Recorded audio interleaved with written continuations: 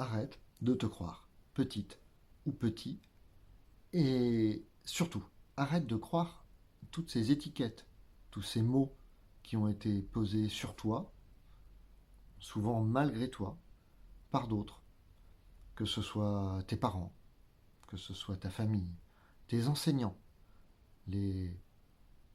tu es trop ci, tu es trop ça, tu es pas assez ci, tu es pas assez ça, tu es nul, tu es idiote, tu es trop fort, tu es champion de ça. Arrête. C'est des histoires que les autres se racontent à propos de toi. Et puis parfois, il y en a même que tu as cru vrai. Cru. Uniquement cru vrai. Ce que je vais faire avec cette vidéo, c'est que je vais t'inviter à lâcher toutes ces étiquettes, à lâcher toutes ces histoires, pour revenir à cette qualité d'être, cette nature d'être que tu es, qui a une valeur immense, qui est tellement grande, tellement grande. Et c'est une contradiction totale avec toutes ces histoires que tu as pu croire sur toi-même. Hello, moi c'est Cédric, et ici on va parler design humain, hypnose régressive, présence, éveil de conscience, éveil à soi, un peu tout ça, en fonction des moments et en fonction de mon inspiration du jour. Donc tu vois, j'ai commencé avec ces histoires d'étiquettes parce que ce matin j'avais quelqu'un avec moi, une personne qui a déjà un peu baroudé dans la vie, qui a expérimenté beaucoup de choses, et qui à un moment de la discussion me fait qu'elle fait des petites bidouilles. Tu sais, tu fais quoi dans la vie? Ben, moi, je fais des petites bidouilles. Des petites bidouilles. Je fais des petits trucs. Je fais un petit ça, et puis un petit ça, et puis un petit ça. Et tu vois, là, le sujet, il a fait waouh, ok. Et l'image qui est venue, alors c'est très drôle parce que c'est une cliente qui m'a beaucoup parlé par image. Donc, l'image qu'elle me dit, c'est. Enfin, l'image qui me vient, c'est pas qu'elle me dit, c'est qui vient, c'est arrête de croire toutes ces étiquettes qui font de toi une sorte de bonhomme CTLM en fait. Tu sais, ce beau bonhomme là, vert. Bon, alors là, pour le coup, c'est pas de l'herbe, mais on peut imaginer qu'en fait, à chaque fois, chaque brin d'herbe, c'est une étiquette qu'on a posée sur toi. Une étiquette qui raconte qui tu es, selon le point de vue de l'autre. Et toi, à quel moment tu regardes qui tu es réellement? À quel moment, si ça arrive, quels sont les espaces dans lesquels tu arrives à juste te poser avec ce que tu es réellement? Ce que tu es déchargé de toutes ces étiquettes posées par les autres sur toi. Déchargé de tout ce que tu as fini par croire vrai dans ces étiquettes. Ah non, et puis moi je suis trop ci, je suis trop ça, je suis nanana, je suis nanana. Et si toi, tu n'étais rien de tout ça? Si toi, tu étais juste la personne parfaite, ici et maintenant, qui est capable de se regarder dans le miroir, nu, alors nu au sens figuratif, ou, ou comme vous voulez en fait, je m'en fiche, c'est vraiment pas mon sujet. Mais dans cette nudité de l'absence d'étiquette, dans cette nudité de l'absence d'idées sur ce que l'on est, sur ce que l'on doit être, sur qui il faudrait qu'on soit, comment il faudrait être pour que les autres nous aiment, nous perçoivent de telle ou telle façon, avec tel ou tel effet. Tout ça, c'est de l'adaptation. C'est de la suradaptation. C'est de la suradaptation à ce que l'autre projette sur nous. Est-ce que c'est joyeux? Est-ce que ça te fait de la joie? Moi, je vois bien que chez cette cliente, ça ne faisait pas de la joie. Chez moi, ça en fait pas quand je regarde à cet endroit-là. chez la plupart des gens que j'accompagne, ça en fait pas à cet endroit-là. C'est juste de voir que le tas d'étiquettes, ils en ont fait un personnage, ils en ont fait un objet. Et ils ont dit, ça c'est moi. Non. Et ça n'a jamais été moi d'ailleurs. Ça n'a jamais été toi. Ça n'a jamais été lui ou elle. Ça reste un ensemble d'étiquettes. Et cet ensemble d'étiquettes, si tu veux, tu peux juste le lâcher, le déposer. C'est plus facile à dire comme ça. Et en même temps, c'est toute la vérité. C'est toute la profondeur. Tu peux le lâcher parce que il n'y a pas plus de matière que quoi que ce soit. La qualité d'être que tu es n'est absolument pas liée à un faire, à un savoir, à quoi que ce soit. Elle est liée au simple fait d'être en vie. Dans cette valeur unique et absolue qui est être toi. Et tu vois, avec le design humain, on regarde, et j'adore regarder la carte des gens, et regarder les circuits, la mécanique, les portes, comment ça s'active, comment ça travaille ensemble, comment la matière se met en mouvement, comment les engrenages s'enclenchent les uns dans les autres, et comment tout ça, ça bouge. Et puis à un autre endroit, j'adore juste me connecter, plonger mon regard, et laisser passer. Tu vois, je parle de deux endroits différents. Et dans ces deux endroits, à aucun moment, il y en a un seul qui est en train de me parler de la valeur, de cases, d'étiquettes, de mots qui seraient posés sur toi ou que tu t'autoriserais à poser sur toi-même. De je suis ci, ça, comme ça. Non. Il y a des choses qu'on peut raconter. Tu vois, ça me paraît simple de dire que je suis un homme qui va avoir 49 ans dans peu de temps. Bon, ça, c'est pas très engageant. Je peux rentrer dans des détails factuels. Aujourd'hui, je porte un polo orange. Voilà. Est-ce que porter un polo orange fait de moi quelqu'un de bien ou de pas bien? Non. Est-ce que la façon dont je suis au monde fait de moi quelqu'un de bien ou de pas bien? Pour moi, non. Ça peut éventuellement le faire dans le regard de l'autre. Ah ouais, non, Cédric, il est passé à côté de moi ce matin, il m'a fait un sourire et ça m'a gêné. Ou il est passé à côté de moi, il faisait la gueule, et ben moi aussi je fais la gueule, hein, parce que de toute façon, j'aime bien ce personnage qui fait la gueule. Parce que je suis aigri, acerbe, et c'est ma protection. Et tu vois, tout ça, c'est des histoires. C'est des histoires qu'on habille, qu'on incarne, auxquelles on croit, dans lesquelles on accepte de rentrer. Est-ce que c'est joyeux? Tu vois, pour la cliente de ce matin, c'était pas joyeux. C'était pas joyeux parce que derrière, elle me disait, bah ouais, mais j'ai pas les séances que je voudrais avoir. Ah, c'est marrant, je pourrais me dire la même chose. Et puis parfois, je rencontre des gens, et moi je veux aller en profondeur, mais eux, ils restent sur la superficialité. Mm.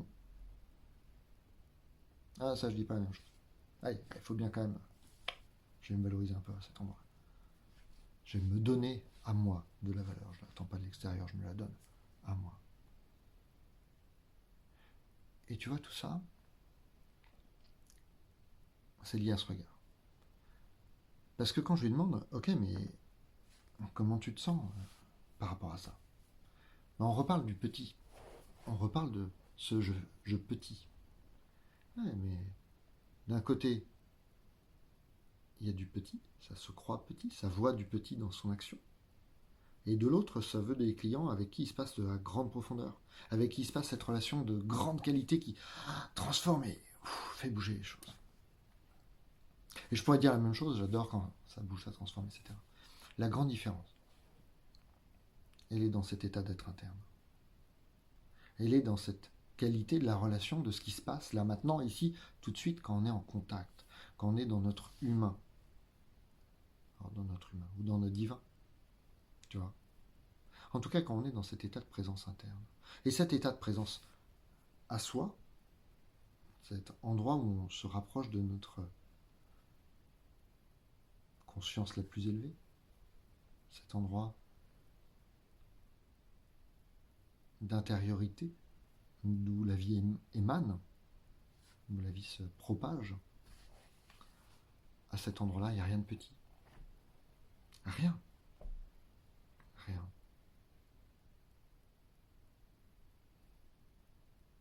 C'est juste au moment où tu enfiles tes lunettes de réalité, de façon dont je regarde le monde, que je rétrécis tout.